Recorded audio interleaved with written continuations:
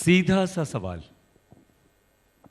अगर ये सवाल आज उठ रहा है और हम ये पूछ रहे हैं आपसे कि भर दो झोली किसान की, तो आपको क्या लगता है कि किस तरह से वो झोली भरी जाएगी?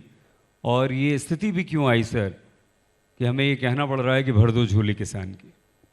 ये सवाल ही अपने आप में थोड़ा विचित्र है, क्योंकि आज जिस क्राइसिस से हम गुजर रहे हैं खेती में, और वो समझने की ज़रूरत है, क्योंकि अगर सरकार का अपना ही आंकड़ा है इकोनॉमिक सर्वे का 2016 का कि 17 राज्यों में यानी आधे देश में अगर किसान परिवार की औसतन आय साल की 20,000 रुपये है, यानी हर महीने 1700 रुपये से कम उसकी औसतन आय है, तो मुझे बताइए हम किस झोली की बात कर रहे हैं?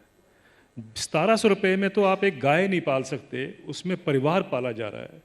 और आज हम किस उसमें जा रहे हैं, सोच में जा रहे हैं कि हमें इसमें कोई शक नहीं है कि किसान के इनकम को बढ़ाना यही सबसे बड़ा मूलतः क्राइसिस है आज देश के सामने। लेकिन उसको ये एड्रेस करना इस तरीके से कि भाई दुगनी हो जाएगी आपकी सैलरी, अभी तो आपकी जो इनकम है दो साल में, 3 साल में या 2022 तक हो जाएगी। फिर ये हर जगह मैं ये सुनता आ रहा हूँ, लेकिन सच्चाई जो है किसान तो आज भी देखें, अगर आज की अखबार उठा के देख लें, पिछले कल की अखबार उठा के देख लें, जो दाम किसान को मिलना चाहिए मिनिमम सपोर्ट प्राइस, जो अभी फसलें आई हुई हैं मार्केट में, वो तकरीबन 40 से 50% कम मिल रहा है। अगर आपकी और मेरी भी तनख्वाह जो है वो आधी हो जाए तो मुझे बताइए आप कैसे जीवित रहेंगे?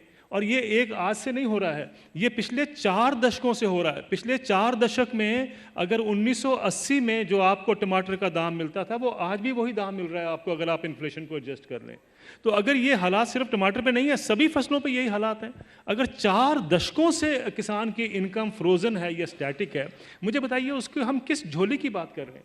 पहले जो उसका हक बनता है वो तो दिला दिया जाए। आज तक तो हमने किसान को वंचित रखा है, उसको डेलिबरेटली हमने किसान को उसकी आय नहीं दी है। ये मैं शब्द डेलिबरेटली कह रहा हूँ क्योंकि पिछले 4 दशकों से सरकारों ने बिल्कुल अनदेखी की है, क्योंकि इन्फ्लेशन कंट्रोल करने के लिए सारे का सारा बर्डन जो है, रिस्पॉन्सिबिलिटी जो है, वो किसानों के कंधे पर डाली गई है और किसान मर रहा है, किसान खेती छोड़ रहा है। क्यों आज ये इतना भयंकर क्राइसिस है? लेकिन अफसोस ये है कि जहाँ भी मैं चर्चा देखता हूँ वहाँ पर ये बात हो रही है जैसे कि बहुत ही खुशहाली है, ये तो बस हम अगले तो 2 साल में पता नहीं क्या हो जाएगा, मिरेकल होने जा रहा है। ये जो एक तरह का प्रचार चल रहा है, मुझे लगता है कि वो और भी खतरनाक है जो क्राइसिस से ज़्यादा। लेकिन ठीक है, आपको क्यों लगता है ऐसा? अगर 4 दशकों से 40 साल की अगर बात कर रहे हैं आप, तो आपको क्यों लगता है कि ऐसी क्या कमी है जो होना चाहिए और जो नहीं हो पा रहा है?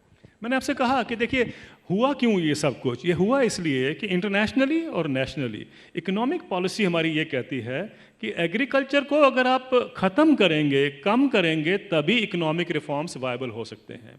क्योंकि इकोनॉमिक रिफॉर्म्स में सस्ता प्रोड्यूस चाहिए, और सस्ता प्रोड्यूस कहाँ से आएगा? एग्रीकल्चर से। दूसरा चाहिए सस्ता, आपको लेबर चाहिए, दिहाड़ी मजदूर चाहिए, वो कहाँ से आएंगे? वो एग्रीकल्चर से आएंगे। तो आप डेलिबरेटली एग्रीकल्चर को एक अनइकोनॉमिकल मॉडल बना के छोड़ दिया है ताकि वो खेती से बाहर निकले, लोग शहरों में आए और साथ में उसको सस्ता रॉ मटेरियल मिल जाए कॉरपोरेट्स को। क्योंकि अगर महंगा रॉ मटेरियल मिलता है तो सारे का सारा इकोनॉमिक ढांचा जो है वो गड़बड़ा जाता है। तो ये बेसिकली जो पहले मैंने आपसे कहा कि भाई इन्फ्लेशन कंट्रोल करने के लिए, क्योंकि इन्फ्लेशन ना बढ़े, सरकारें तभी गिरती हैं जब इन्फ्लेशन बढ़ती है, तो इन्फ्लेशन ना बढ़े उसका सारे का सारा जोर है वो ये है कि किसान को दाम ना दिया जाए। तो किसान पे ऊपर बोझ डाला गया है। और ये 4 दशकों से जो मैं कह रहा हूँ कि किसान की इनकम नहीं बढ़ी है, ये OECD की रिपोर्ट है, organisation for economic cooperation and development की। उससे पहले अनटैड की रिपोर्ट थी, 2 दशकों का उन्होंने किया, 2 दशकों का इन्होंने किया कि 4 दशकों से किसान की इनकम ही नहीं बढ़ी है, फ्रोजन है।